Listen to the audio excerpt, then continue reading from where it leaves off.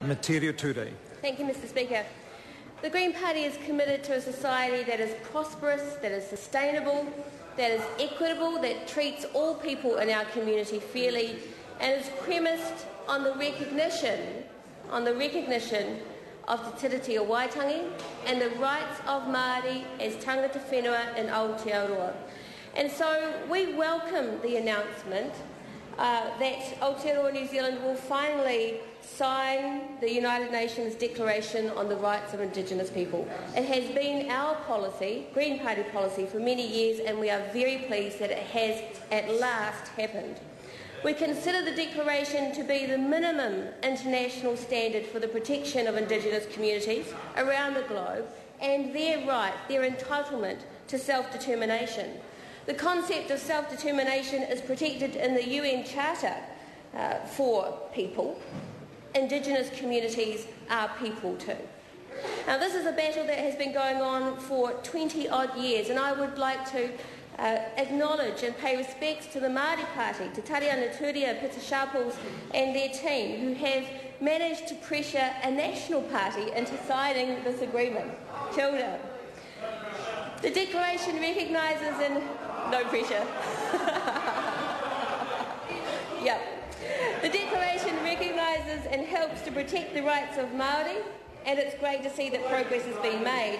Now, the struggle to have this declaration recognised has been a very long time coming, and I would like to pay tribute to all of those others in the Māori community who have fought long and hard and been very active on this issue.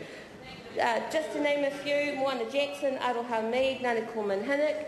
There are others too that Tariana Turia has referred to in previous work today who have fought hard for this declaration to be signed but who have died in the intervening years, and we pay our respects to all of them and their whānau for their commitment to this. It is a particular achievement worthy of celebration because, of course, John Key's government has been so hostile to the development of iwi and hapu rights since they took office. We don't like it, do they? We only need to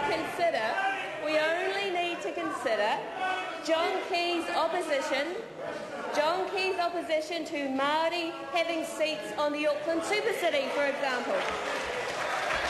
It's all right to sign a declaration at the UN, but not okay to give Māori decision-making capacity on our biggest city in this country. And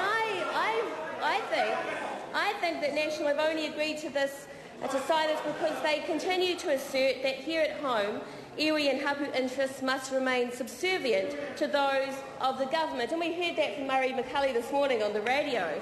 This whole idea of placing restrictions or caveats on the declaration is certainly the wrong message to be sending on what should be a day of celebration. The declaration was already watered down to meet the needs of states, and it does not need to be watered down any further by a national government hostile to Māori interests. One of the main objections to the signing of the declaration, particularly by the Labour government of the last few years, has been the desire to amend the declaration to make it consistent with New Zealand's domestic law, and we have heard that today.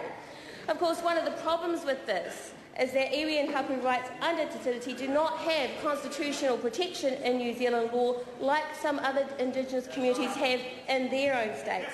And we can see the failure of that lack of that protection in domestic law in Labour's foreshore and seabed legislation that took away Māori rights, and secondly in National's foreshore proposal, which simply mimics what Labour did and makes no changes. But nonetheless, we acknowledge that the struggle for recognition of Māori rights continues, despite who might be in government. Today is a good day for Māori and for all New Zealanders. Our status as one of the only 3 countries in the world not to sign the declaration was an ongoing source of shame for us in the international community and, of course, here at home. We, sir, have an obligation to act as responsible global citizens.